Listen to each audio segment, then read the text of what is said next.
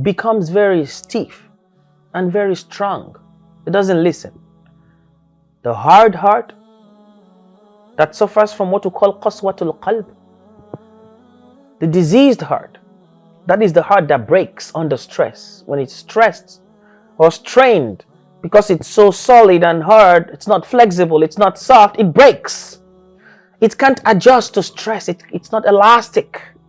But the aim is for us to be able to soften our hearts with the talks that make our heart accept things and be able to be patient at times of adversity and trials and tribulations. Perseverance in the cold early mornings to make wudu, to pray. When we are tired, we get up and pray. When we are sick, we still pray. All these things that we need to achieve to elevate our Iman is all very, very related to the nature of our heart. So the Prophet said that in the body of a Muslim, there is a particular organ. If it is good, then every other part of the body is good. If it is diseased, every other part of the body is diseased. And that is the heart. My brothers and sisters, I will tell you an evidence why we need to treat the heart first. By giving a complete narration of how the Prophet Muhammad ﷺ treated the hearts of the companions and turned them into what they are, the mentors they are today for us. In 1920, between 1920 and 1933, the United States Congress, the America we know of today, they banned alcohol because it was a fiasco. It was trouble for them. Driving under influence, people getting killed. They were like, let's stop this nonsense. They tried, yes, long ago. They passed the law. All alcohol companies were closed, abolished, no importation of alcohol. People were still making alcohol in their homes. Black markets were being sold. People were arrested. A lot of crime escalated. And after 10 years or so, they saw it wasn't working. Then they lifted the ban and alcohol came back. And now it's a multi-billion-dollar company today.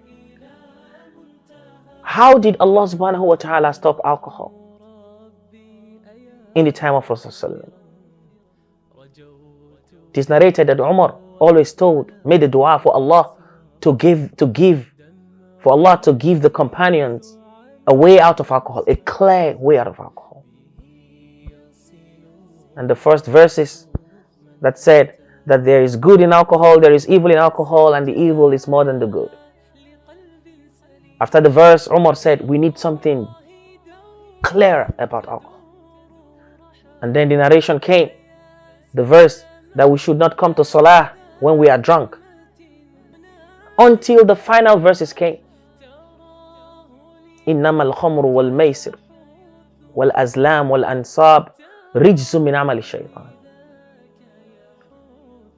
He said drinking of alcohol, gambling, and all these actions are dirt from the acts of shaitan. فَاجْتَنِبُوهُ, stay away from them. This was the final condemnation and the final abolition of alcohol.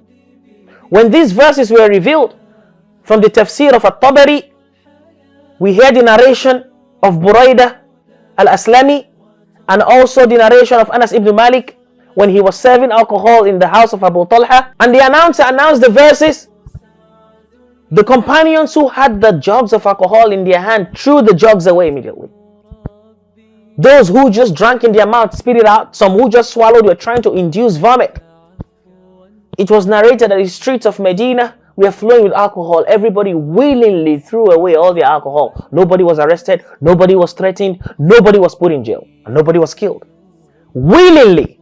Why? Because these people understood from whom that order came from. And they had a relationship with that person. Allah subhanahu wa ta'ala.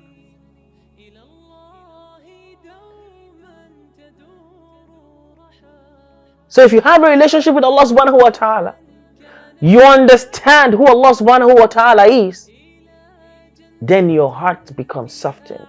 And whatever He says, you take with pleasure. The hijab becomes burden for some people, but it becomes an act of ibadah, a source of pleasure for you.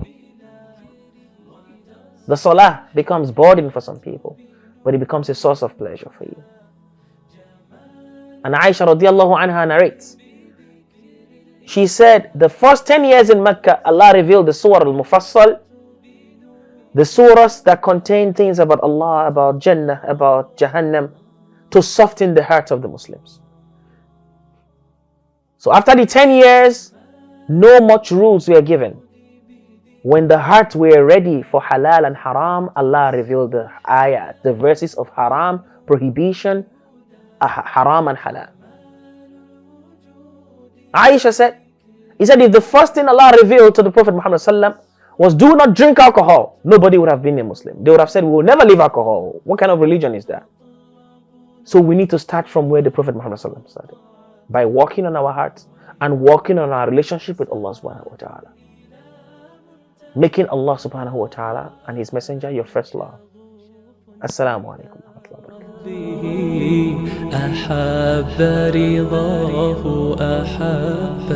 barakatuh.